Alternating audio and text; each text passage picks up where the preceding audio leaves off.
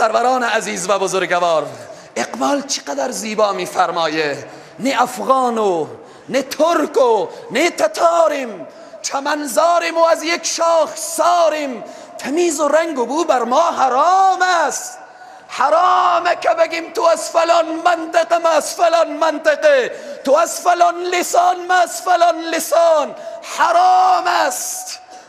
نه افغان و نه ترک و نه تتاریم، چمنزاریم و از یک شاخ ساریم، تمیز و رنگ و بو بر ما حرام است که ما پرورده یک نوبهاریم.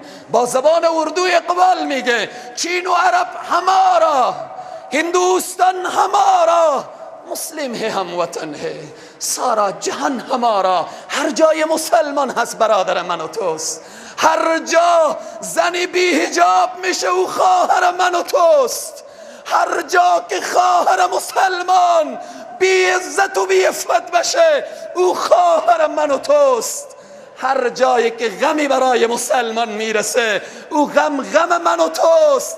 هر جا که شادی برای مسلمان میرسه او شادی من و توست. در اطراف رسول خدا صهیب از روم است، بلال از حبشه هست، سلمان از فارس است، ابوبکر از مکه هست، سعد ابن معاذ از مدینه هست.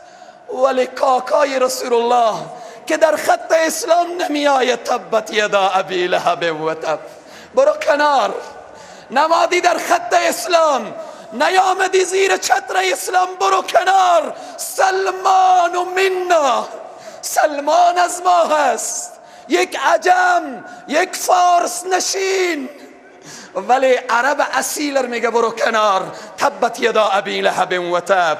عبدالله ابن ابی ابن سلول در مکتب اسلام درست تربیه نشد. استغفر لهم او لا تستغفر لهم، ان تستغفر لهم 70 مرة فلن یغفر الله لهم.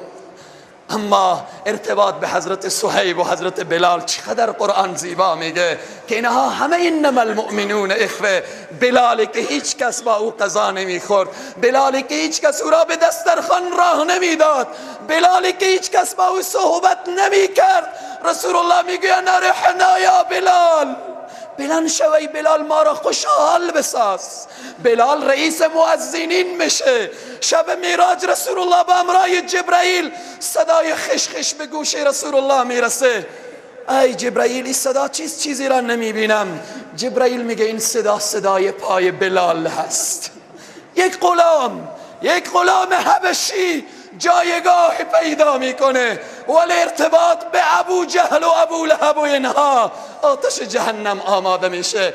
بناهن سر این موضوع کار کنیم. امروز دشمنان اسلام امت اسلام را تفرقه کردن. انما المؤمنون اخوه. دوستا درخواست دعا نمودن که به حق اسرا، به حق کسانی که اسیر شدن دعا کنیم. الهی پروردگارا، کسانی که بیگناه اسیر شدن یا به جرم اسلام اسیر شدن، یا الله پروردگارا راه نجات ایشان را تو فراهم بساز.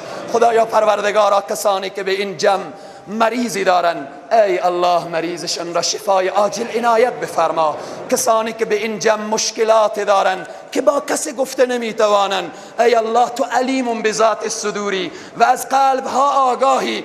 خدایا مشکلات این جمع و مشکلات کل امت اسلام را آسان بساز.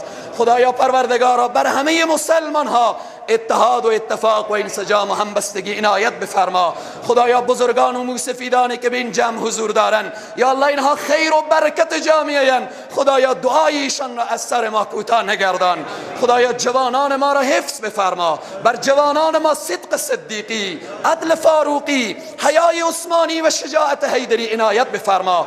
خدایا خواهران ما را حفظ بفرما. خدایا خواهران ما را با عزت و با عفت داشته باش. خدایا پسر دختر ما را هدایت بفرما. خدایا پروردگارا چند روزی که در دنیا هستیم ما را با قرآن و با اسلام و با عشق خود زنده بدار و با عشق خود بمیران. خدایا پروردگارا ما را در روز قیامت در زیر سایه عرش خویش قرار بده یا الله. خدایا پروردگارا ما را در روز قیامت از شفاعت سرور سالار انبیا محروم نگردان. خدایا پروردگارا دستان ما به طرف تو دراز است. خدایا یک امنیت سرتاسری در کشور ما عنایت بفرما. خدایا دستان مغرضین را کوتاه بگردان. خدایا کسانی که به این وطن اخلال میکنن، خدایا کسانی که میخوان این وطن را به ویرانی بکشانن، ای الله پروردگار ایشان را هدایت بفرما. خدایا اگر قابل هدایت نیستن، مکر ایشان و حیله ایشان را به سوی خودشان بر بگردان. خدایا پروردگار مسئولین ما را هدایت بفرما، مسئولین ما را قرآنی بگردان، جامعه ما را قرآنی بگردان. خدایا پروردگار 30 سال است به این مملکت جنگه، این ملت جنگ دیده. خدایا این جمعیتی که در اینجا هستن اکثرا جوان ها از روزی که تولد شدن تا امروز مشکلات میبینیم یا الله همه ما. خدایا پروردگار این مشکلات را جمع کن از این سرزمین یا الله پروردگار. ما را دشمنان به حال ما نمیگذارن. خدایا پروردگار هرچی دشمن قویه، ای الله تو قوی تری، تو احکم الحاکمینی، تو عدل العادلینی. خدایا تو ذاتی که میگی لمن الملک اليوم لله الواحد القهار. خدایا تو ذاتی که ان الله علی کل شیء قدیر. خدایا پروردگارا دستان مغرضین و دشمنان دین را از این سرزمین کوتاه بگردان.